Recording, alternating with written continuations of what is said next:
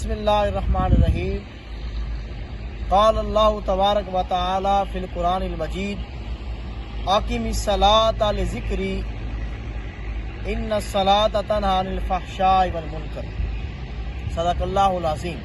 الصلاۃ والسلام علیک یا سیدی یا رسول اللہ، الصلاۃ والسلام علیک یا سیدی یا حبیب اللہ۔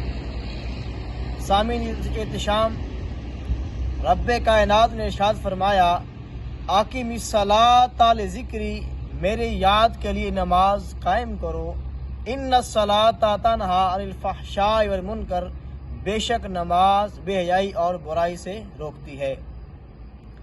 سامعین ذی وقار، رب کائنات نے فرمایا کہ میرے ذکر کے لیے نماز کو قائم کرو، تو نماز قائم کرنے کا مقصد کیا ہے کہ انسان رب کائنات کی بارگاہ میں حاضر ہو کر اپنی التجاؤں کو اس کی بارگاہ میں پیش کرے، اس کے سامنے اپنی عاجزی کو پیش کرے۔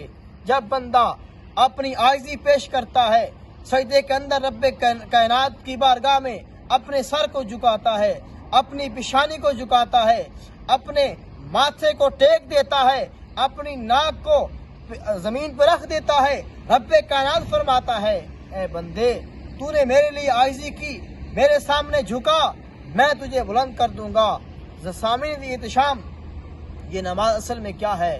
نماز ہمیں یہ سکھاتی ہے کہ نماز کا مقصد کیا ہے کہ تم دین میں رہ کر دین کی بنیادوں پر عمل کرو۔ جب تم دین پہ عمل کرو گے، اسلام پہ چلو گے، تو تمہارے سارے معاملات ٹھیک ہو جائیں گے۔ تو نماز کا مقصد کیا تھا؟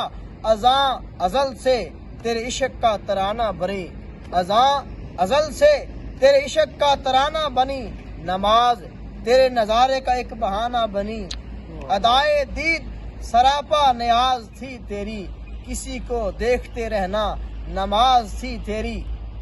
حدیث پاک میں آتا ہے کہ جو بندہ عشاء کی نماز با جماعت پڑھتا ہے، اسے آدھی رات عبادت کا ثواب ملتا ہے، اور جو بندہ فجر کی نماز با جماعت پڑھتا ہے، اسے پوری رات عبادت کا ثواب ملتا ہے۔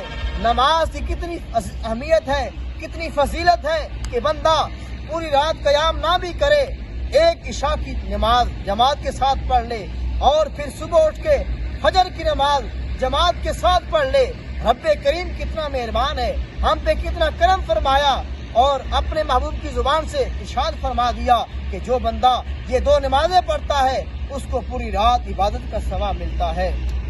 یا رب تو کریم و رسول تو کریم، صد شکر کی ہستیم دو میان کریم۔ اللہ تعالی ہم سب کو عمل کی توفیق عطا فرمائے۔